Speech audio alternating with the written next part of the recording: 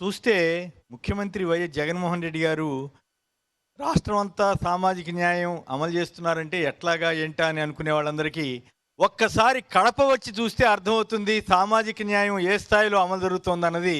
అవునా కాదా?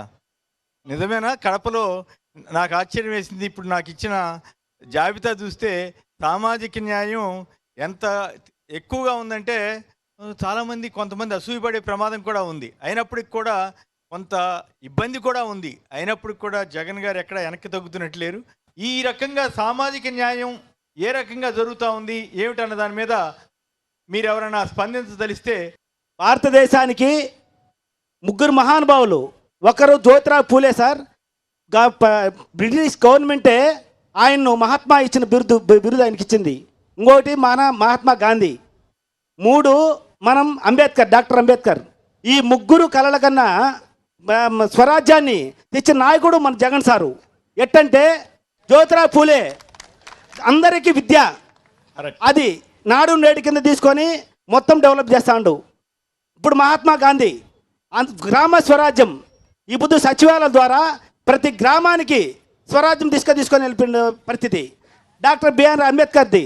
ఆయన అందరి సామాజిక న్యాయం చేస్తున్న నాయకుడు మన జగన్మోహన్ రెడ్డి సారు.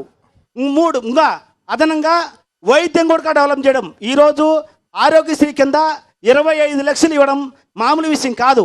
ప్రతి కుటుంబము వైద్యము విద్య ద్వారానే అప్పుల పాలవుతా ఉన్నది. ఆ రెండింటిని తీసుకొని విద్యను రెండింటిని డెవలప్ చేసి మనం ఇది వ్యవసాయం, ఈ మూడింటిని కూడా డెవలప్ చేసి జగన్ సారు సామాజిక న్యాయం చేస్తాడు. ఎందుకంటే మన జగన్ సార్ మా జిల్లా వాసి కావడం మాకెంత గర్వకారణంగా ఉంది సార్. మాకు తొట్టతొలి గడప నగరంలో కడప గడ్డలో బీసీ మహిళ కడప మార్కెట్ చైర్మన్గా నియమించడం జగనన్నకు ముందుగా మీ అందరి తరఫున వందనాలు తెలుపుకుంటున్నాను. ఓకే, సామాజిక న్యాయం ఖచ్చితంగా జరిగింది సార్. 76 సంవత్సరాల పాలనలో స్వాతంత్ర్య సంవత్సరంలో 69లో యార్డు పుట్టింది సార్. 69లో యార్డు పుట్టి ఇంతవరకు బీసీ మహిళ కానీ బీసీలు కానీ అనిపించిన తేదీలు తారకాలు లేవు. ఈ రోజు ఖచ్చితంగా జగన్ వచ్చిన తర్వాతనే బీసీ మహిళా సామాజిక న్యాయం జరిగింది సార్. అప్పుడు ఎప్పుడో చూసాం సార్, జ్యోతిరావు పూలేని మహాత్మా అంబేద్కర్ చూడలేదు. ఈసారి జగనన్న రూపంలో చూస్తున్నాం సార్ వీళ్ళందరినీ.